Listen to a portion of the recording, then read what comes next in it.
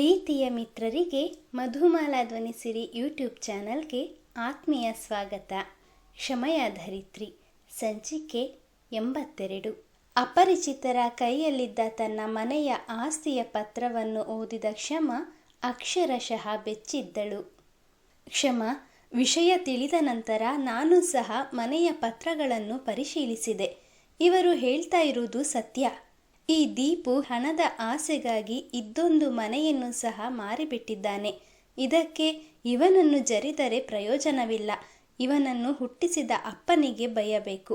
ನಿಮ್ಮನ್ನು ಈ ಪರಿಸ್ಥಿತಿಗೆ ತಂದೊಡ್ಡಿ ಮೇಲೆ ಕುಳಿತುಕೊಂಡು ತಮಾಷೆ ನೋಡ್ತಾ ಇದ್ದಾನಲ್ಲ ಆ ರಾಜರಾಯ ಎಂದು ನಂಜುಂಡಯ್ಯನವರು ಗೆಳೆಯನನ್ನೇ ದೂಷಿಸಿದರು. ಬೇಡ, ಅಪ್ಪಯ್ಯ ತೀರಿಕೊಂಡು ಎಷ್ಟೋ ವರುಷಗಳೇ ಕಳೆದಿವೆ. ಅವರ ಬಗ್ಗೆ ಈ ರೀತಿ ಮಾತನಾಡಿ ಈಗಾಗಲೇ ನೊಂದಿರೋ ಅಮ್ಮನ ಮನಸ್ಸನ್ನು ಮತ್ತಷ್ಟು ನೋಯಿಸಬೇಡಿ ಎಂದು ಕ್ಷಮ ನಿರ್ಲಿಪ್ತತೆಯಿಂದ ಕೈ ಮುಗಿದಳು.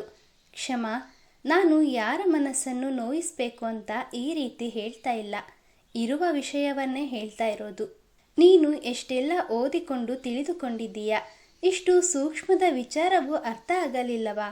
ನಿನಗೆ ಗೊತ್ತಿದೆ ತಾನೇ, ಯಾರಾದರೂ ಅಧಿಕೃತವಾಗಿ ತಮ್ಮೆಲ್ಲ ಆಸ್ತಿಯನ್ನು ಮತ್ತೊಬ್ಬರಿಗೆ ವರ್ಗಾಯಿಸಬೇಕು ಅಂದರೆ ಅದರ ಸಂಪೂರ್ಣ ಹಕ್ಕು ಅವರದ್ದೇ ಆಗಿರಬೇಕು. ರಾಜರಾಯ ವಂಶೋದ್ಧಾರಕನ ಮೇಲಿನ ವ್ಯಾಮೋಹದಿಂದಾಗಿ ತನ್ನೆಲ್ಲ ಆಸ್ತಿ, ಇರುವ ಮನೆಯ ಹಿಂಬದಿ ಪಾಳು ಬಿದ್ದಿರುವ ಪ್ರದೇಶ ಎಲ್ಲವೂ ನನ್ನ ಮಗನಿಗೆ ಸೇರತಕ್ಕದ್ದು. ಅವನಿಗೆ ಯಾವಾಗ 18 ವರುಷ ತುಂಬುತ್ತದೋ ಆಗ ಆಸ್ತಿಯ ಸಂಪೂರ್ಣ ಹಕ್ಕು ಅವನದ್ದೇ ಆಗಿರ್ತದೆ. ಅವನು ತನ್ನ ಸ್ವಇಚ್ಛೆಯಿಂದ ಅವನ ಆಸ್ತಿಯನ್ನು ಹೇಗಾದರೂ ಉಪಯೋಗಿಸಿಕೊಳ್ಳಬಹುದು. ಯಾರು ಕೂಡ ಇದರಲ್ಲಿ ಹಸ್ತಕ್ಷೇಪ ಮಾಡಬಾರದು ಎಂದು ಮಗ ಹುಟ್ಟಿದ 5ನೇ ವರುಷದಲ್ಲೇ ಲಾಯರ್ ಮೋಹನ್ ಲಾಲರ ಬಳಿ ತೆರಳಿ ವಿಲ್ವರಿಸಿದ್ದ.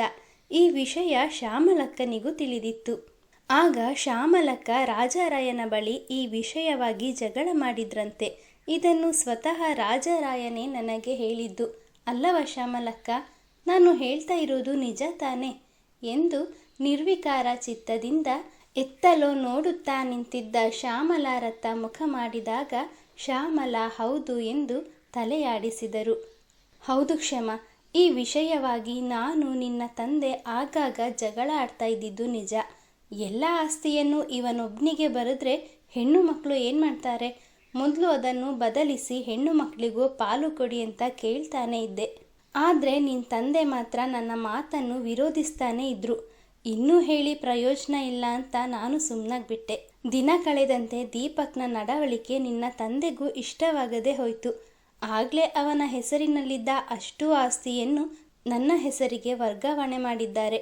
ಆದರೆ ಈ ವಿಷಯವನ್ನು ಅವರು ಯಾವತ್ತೂ ನನ್ನ ಬಳಿ ಹೇಳೇ ಇಲ್ಲ.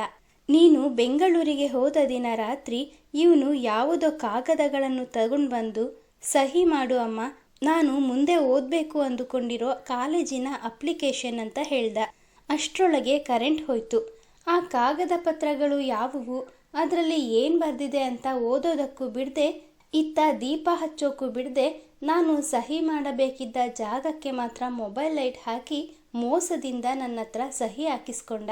ಅದು ಆಸ್ತಿ ಪತ್ರ ಅಂತ ಆಗಲಿ, ನಿನ್ನ ತಂದೆ ಇದನ್ನೆಲ್ಲ ನನ್ನ ಹೆಸರಿಗೆ ಮಾಡಿದ್ರು ಅಂತಾಗಲಿ ನನಗೆ ಖಂಡಿತವಾಗಿಯೂ ಗೊತ್ತಿರಲಿಲ್ಲ ಮಗಳೇ, ದಯವಿಟ್ಟು ಕ್ಷಮಿಸು ಎಂದು ಸೆರಗನ್ನು ಬಾಯಿಗಿಟ್ಟು ಬಿಕ್ಕಿದರು.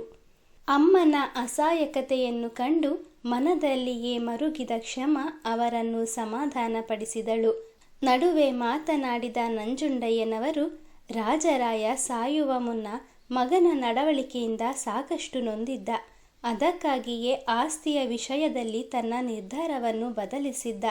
ಆದರೆ ಅದನ್ನು ಯಾರ ಬಳಿಯೂ ಹೇಳಲೇ ಇಲ್ಲ.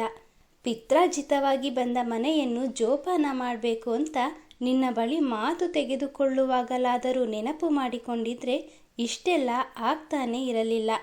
ಏನೋ ಪುಣ್ಯಾತ್ಮ, ಮಾಡಿದ ಕರ್ಮಕ್ಕೆ ಕೆಲವು ದಿನ ನರಳಿ ಹೆಂಡತಿ ಮಗಳಿಂದ ಸೇವೆ ಮಾಡಿಸಿಕೊಂಡು ಸಂತೋಷವಾಗಿ ಇಹದ ಪಯಣ ಮುಗಿಸಿದ. ಆದರೆ ಈಗ ಇರುವವರ ಪಾಡು ಎಂಥವರಿಗೂ ಬೇಡ. ಇವ 1 ವಾರಗಳ ಹಿಂದೆ ನವೀನನನ್ನು ಮಾತನಾಡಿಸುವ ನೆಪದಲ್ಲಿ ಮನೆಗೆ ಬಂದಿದ್ದ. ಹೀಗೆ ಮಾತನಾಡುವಾಗ ಅಪ್ಪಯ್ಯನ ಫ್ಯಾಮಿಲಿ ಡಾಕ್ಟರ್ ಯಾರು, ಫ್ಯಾಮಿಲಿ ಲಾಯರ್ ಯಾರು ಅಂತೆಲ್ಲ ವಿಚಾರಿಸಿದ್ದ. ಆದರೆ ನನಗೆ ಇವನ ಮಾತುಗಳಲ್ಲಿ ಯಾವ ಅನುಮಾನವೂ ಕಾಣಲಿಲ್ಲ.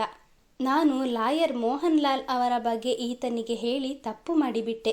ವ್ಯಕ್ತಿಯಾಗಲಿ ವಸ್ತುವಾಗಲಿ ಕಳೆದು ಹೋದ ನಂತರವೇ ಅದರ ಮೌಲ್ಯ ಅರಿವಾಗುವುದು. ಅಂತೆಯೇ ಇವನೂ ಸಹ ತನ್ನ ತಂದೆಯ ಮೇಲಿನ ಪ್ರೀತಿಯಿಂದಾಗಿ ಅವನ ಬಗ್ಗೆ ತಿಳಿದುಕೊಳ್ಳಿಕ್ಕೆ ಹೀಗೆ ಕೇಳ್ತಾ ಇದ್ದಾನೇನೋ ಅಂತ ಭ್ರಮಿಸಿ ಇರುವ ವಿಷಯವನ್ನು ಹೇಳಿದೆ. ಆದರೆ ಇವನು ಇಷ್ಟು ಕೀಳು ಮಟ್ಟಕ್ಕೆ ಇಳಿತಾನೆ ಅಂತ ನಾನು ಊಹಿಸಿರಲಿಲ್ಲ. ಒಂದು ರೀತಿಯಲ್ಲಿ ನಿಮ್ಮ ಈ ಪರಿಸ್ಥಿತಿಗೆ ನಾನು ಕೂಡ ಕಾರಣನಾದೆ ಎಂದು ನಂಜುಂಡಯ್ಯನವರು ಭಾವುಕರಾಗಿ ನುಡಿದರು. ಇಲ್ಲ, ಇದಕ್ಕೆ ನೀವು ಖಂಡಿತ ಕಾರಣರಲ್ಲ. ನೀವು ನಿಜ ಹೇಳದಿದ್ರೆ ಏನಂತೆ? ಅಪ್ಪಯ್ಯನ ಬೇರೆ ಯಾರಾದರೂ ಸ್ನೇಹಿತರ ಸಹಾಯದಿಂದ ಒಂದಲ್ಲ ಒಂದು ರೀತಿಯಲ್ಲಿ ಇವನಿಗೆ ಸತ್ಯ ತಿಳಿದೇ ತಿಳಿತಿತ್ತು.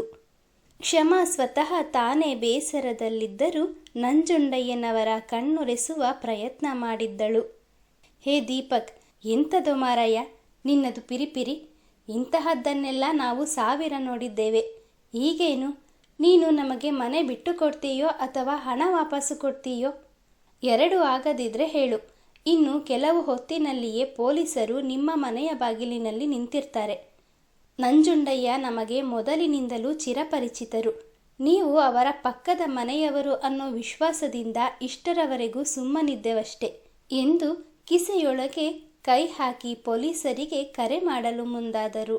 ತಾನು ಸಾಯುವವರೆಗೂ ದುಡಿದರೂ 50 ಲಕ್ಷ ಹಣವನ್ನು ಒಗ್ಗೂಡಿಸುವುದು ಸಾಧ್ಯವಿಲ್ಲ ಎಂದು ಯೋಚಿಸಿದ ಕ್ಷಮ ಆ ಇಬ್ಬರು ವ್ಯಕ್ತಿಗಳ ಕಾಲಿಡಿದು, ನೋಡಿ, ನಮ್ಮಿಂದ ನಿಮಗೆ ಯಾವ ಅನ್ಯಾಯವೂ ಆಗೋದಿಲ್ಲ. ನಮಗೆ ಈ ಮನೆಯನ್ನು ಈಗಲೂ ಬಿಟ್ಟು ಕೊಡಲಿಕ್ಕೆ ಮನಸ್ಸಿಲ್ಲ. ಆದರೆ ತಕ್ಷಣಕ್ಕೆ ನಿಮಗೆ ಕೊಡಲಿಕ್ಕೂ ನಮ್ಮ ಬಳಿ ಅಷ್ಟೊಂದು ಹಣವೂ ಇಲ್ಲ. ನಮಗೆ 3-4 ದಿನ ಸಮಯ ಕೊಡಿ. ನಮ್ಮ ಮನೆಯನ್ನು ಖಂಡಿತ ನಿಮಗೆ ಬಿಟ್ಟು ಕೊಡ್ತೇವೆ ಎಂದು ಅಂಗಲಾಚಿದಳು. ಅದೇಗೆ ಆಗತ್ತೆ? ಈಗಲೇ 2 ದಿನ ಮುಂದೆ ತಳ್ಳಿದ್ದೇವೆ. ನಮಗೂ ನಮ್ಮ ಕಮಿಟ್ಮೆಂಟ್ಗಳು ಅಂತ ಇರುತ್ತವೆ. ನಾವು ಅದನ್ನು ಫಾಲೋ ಮಾಡಲೇಬೇಕು. ಈ ಮನೆ ನಮ್ಮ ಕೈಗೆ ಸಿಕ್ಕ ಮೇಲೆ ಇದನ್ನು ಬಾಡಿಗೆಗೆ ಬಿಡುವುದೋ ಅಥವಾ ಡೆಮಾಲಿಷ್ ಮಾಡಿ ಅಪಾರ್ಟ್ಮೆಂಟ್ಗಳನ್ನು ಕಟ್ಟುವುದೋ ನಮ್ಮ ಓನರ್ನ ಡಿಸಿಷನ್ನ ಮೇಲೆ ನಿಂತಿದೆ. ನಿಮಗೆ ಹಣ ಕೊಡಲಿಕ್ಕೆ ಆಗೋದಿಲ್ಲ ಅಂದಮೇಲೆ ಮನೆ ಬಿಡಲಿಕ್ಕಿಂತ ಪ್ರಾಬ್ಲಮ್ಮು. ಮೊದಲು ನೀವು ನಮ್ಮ ಕಾಲು ಬಿಟ್ಟು ಮಾತನಾಡಿ ಎಂದರು. ಅವರಿಂದ ದೂರ ಸರಿದ ಕ್ಷಮ, ದಯವಿಟ್ಟು ಹಾಗೆ ಮಾತನಾಡಬೇಡಿ. ಇರುವ ಒಂದು ಮನೆ ಬಿಟ್ಟು ನಾವು ಎಲ್ಲಿಗೆ ಹೋಗುವುದು? 3 ದಿನ ಅವಕಾಶ ಕೊಡಿ. ಖಂಡಿತ ಈ ಮನೆಯನ್ನು ನಿಮಗೆ ಬಿಟ್ಟು ಕೊಡ್ತೇವೆ ಎಂದು ಪರಿಪರಿಯಾಗಿ ಬೇಡಿಕೊಂಡಳು. ಮಗಳ ಪರಿಸ್ಥಿತಿಯನ್ನು ಕಂಡು ಕಕ್ಕುಲತೆಯಿಂದ ಮರುಗುತ್ತಿದ್ದ ಶ್ಯಾಮಲಾರಿಗಂತೂ ಇಂತಹ ಮಗನನ್ನು ಹೆತ್ತ ತಪ್ಪಿಗೆ ತಾನು ನಿಂತ ಭೂಮಿ ಬಾಯಿ ತೆರೆದು ಈ ಕ್ಷಣವೇ ತನ್ನನ್ನು ನುಂಗಬಾರದೇಕೆ ಎನಿಸಿತು. ಸರಿ ಸರಿ, ನೀವು ಹೆಣ್ಣು ಮಕ್ಕಳು ಹೀಗೆ ಕಣ್ಣೀರು ಹಾಕುವುದನ್ನು ನಮಗೆ ನೋಡಲಿಕ್ಕೆ ಆಗೋದಿಲ್ಲ. ಇನ್ನು 3 ದಿನ ಅಷ್ಟೇ. ಆಮೇಲೆ ಮನೆಯನ್ನು ಬಿಟ್ಟುಕೊಟ್ಟು ಹೋಗ್ತಾ ಇರಬೇಕು. ನಾವಿನ್ನು ಬರ್ತೇವೆ ಎಂದು ಹೊರ ನಡೆಯಲು ಮುಂದಾದರು. 1 ನಿಮಿಷ ನಿಲ್ಲಿ ಎಂದು ಅವರನ್ನು ತಡೆದ ಕ್ಷಮ ಅವರ ದಾರಿಗೆ ಅಡ್ಡಲಾಗಿ ನಿಂತು, ನಿಮ್ಮಿಂದ ಬಹಳ ಉಪಕಾರವಾಯಿತು. ದಯವಿಟ್ಟು ಮತ್ತೊಂದು ಸಹಾಯ ಮಾಡಬಹುದೇ ಎಂದು ಕೈ ಜೋಡಿಸಿದಳು. ಅದೆಂತ ಅಂತ ಹೇಳಿ. ನಿಮಗೆ ನಾನು ಆಗಲೇ ಹೇಳಿದಂತೆ ಇದು ಕೇವಲ ಮನೆಯಲ್ಲ, ನನ್ನ ತಂದೆ ತಾಯಿಯ ನೆನಪುಗಳನ್ನು ಹೊತ್ತಿರುವ ಗೂಡು. ನಾನು, ನನ್ನ ತಮ್ಮ, ತಂಗಿ ಆಡಿ ಬೆಳೆದ ಸೂರನ್ನು ಕೆಡವಬೇಡಿ. ನಮ್ಮ ಬಾಲ್ಯದ ನೆನಪುಗಳನ್ನು ದಯವಿಟ್ಟು ಕಸಿದುಕೊಳ್ಬೇಡಿ. ಈಗ ನಮ್ಮ ಬಳಿ ಹಣವಿಲ್ಲ ನಿಜ, ಆದರೆ ಮುಂದೊಂದು ದಿನ ಖಂಡಿತವಾಗಿಯೂ ನೀವು ಕೇಳಿದಷ್ಟು ಹಣ ನೀಡಿ ಈ ಮನೆಯನ್ನು ನಾನೇ ಖರೀದಿಸ್ತೇನೆ. ಅಲ್ಲಿಯವರೆಗೂ ಇದನ್ನು ಜೋಪಾನವಾಗಿ ನೋಡಿಕೊಳ್ಳಿ, ಇಲ್ಲ ಅನ್ಬೇಡಿ ಎನ್ನುತ್ತಾ ಅಸಹಾಯಕಳಾಗಿ ನಂಜುಂಡಯ್ಯನವರ ಮುಖ ನೋಡಿದಳು. ಕ್ಷಮಾಳ ಮುಖಭಾವ ಅರ್ಥವಾದವರಂತೆ ಆ ಇಬ್ಬರು ವ್ಯಕ್ತಿಗಳ ಬಳಿ ಬಂದ ನಂಜುಂಡಯ್ಯನವರು, ನೋಡಿ ಮಾರ್ಯರೇ, ಈ ಮನೆಯ ಪರಿಸ್ಥಿತಿ ಹೇಗಿದೆ ಅಂತ ನೀವೇ ನಿಮ್ಮ ಕಣ್ಣಾರೆ ನೋಡ್ತಾ ಇದ್ದೀರಿ. ದೀಪಕ್ನ ಬಗ್ಗೆ ನಿಮಗೆ ಹೇಳಬೇಕಾದದ್ದು ಎಂಥ ಸಹ ಇಲ್ಲ. ಇನ್ನೂ ಈ ಹೆಣ್ಣು ಮಗು ಕೆಲಸಕ್ಕೆ ಹೋಗಿ ಮನೆಯನ್ನು ನಿಭಾಯಿಸ್ತಾ ಇದ್ದಾಳೆ. ನನಗೆ ಖಂಡಿತ ಗೊತ್ತುಂಟು, ಒಂದಲ್ಲ ಒಂದು ದಿನ ನಿಮಗೆ ಕೊಡಬೇಕಾದ ಹಣ ಕೊಟ್ಟು ಈ ಮನೆಯನ್ನು ಖರೀದಿಸ್ತಾಳೆ. ಈಗ ಇದು ನಿಮ್ಮ ಮನೆ, ನೀವು ಎಂತ ಆದರೂ ಮಾಡಿಕೊಳ್ಳಬಹುದು. ಆದರೆ ಒಮ್ಮೆ ಯೋಚನೆ ಮಾಡಿ ನೋಡಿ, ಪೂರ್ವಿಕರ ಮನೆಯನ್ನು ಉಳಿಸಿಕೊಳ್ಳಿಕ್ಕೆ ಈ ಮಗು ಬಹಳ ಕಷ್ಟಪಡ್ತಾ ಉಂಟು.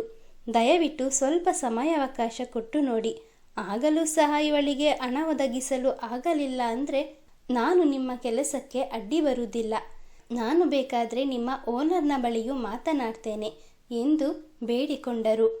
ನಂಜುಂಡಯ್ಯನವರನ್ನು ಬಹಳ ವರುಷಗಳಿಂದ ಬಲ್ಲವರಾಗಿದ್ದ ಆ ಇಬ್ಬರು ವ್ಯಕ್ತಿಗಳು ನಂಜುಂಡಯ್ಯನವರ ಮೇಲಿನ ನಂಬಿಕೆ ಹಾಗೂ ಕ್ಷಮ ಹಾಗೂ ಶ್ಯಾಮಲಾರ ಕಣ್ಣೀರನ್ನು ನೋಡಲಾಗದೆ ಅವರ ಮಾತಿಗೆ ಒಪ್ಪಿ 50 ಲಕ್ಷ ಅಂದರೆ ಕಡಿಮೆ ಅಲ್ಲ, ಅದನ್ನು ಸಂಪಾದಿಸೋದು ಅಷ್ಟು ಸುಲಭವೂ ಅಲ್ಲ ಅನ್ನೋದು ನಮಗೂ ಗೊತ್ತುಂಟು.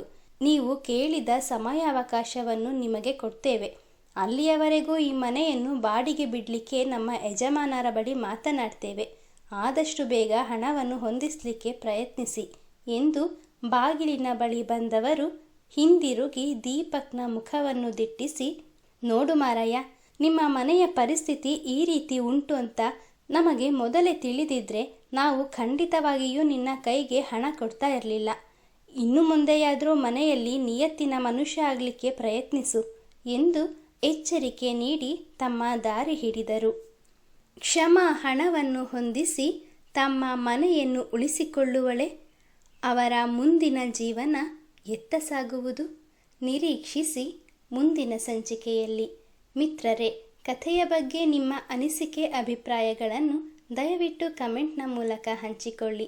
ಹಾಗೆ ನೀವಿನ್ನೂ ನಮ್ಮ ಚಾನಲನ್ನು ಸಬ್ಸ್ಕ್ರೈಬ್ ಮಾಡಿಕೊಳ್ಳದೆ ಕಥೆ ಕೇಳ್ತಾ ಇದ್ದೀರಾ ಅಂದರೆ ದಯವಿಟ್ಟು ಸಬ್ಸ್ಕ್ರೈಬ್ ಮಾಡಿಕೊಂಡು ನಮ್ಮನ್ನು ಪ್ರೋತ್ಸಾಹಿಸಿ. ಮುಂದಿನ ಸಂಚಿಕೆಯಲ್ಲಿ ಮತ್ತೆ ಸಿಗೋಣ. ಧನ್ಯವಾದಗಳು.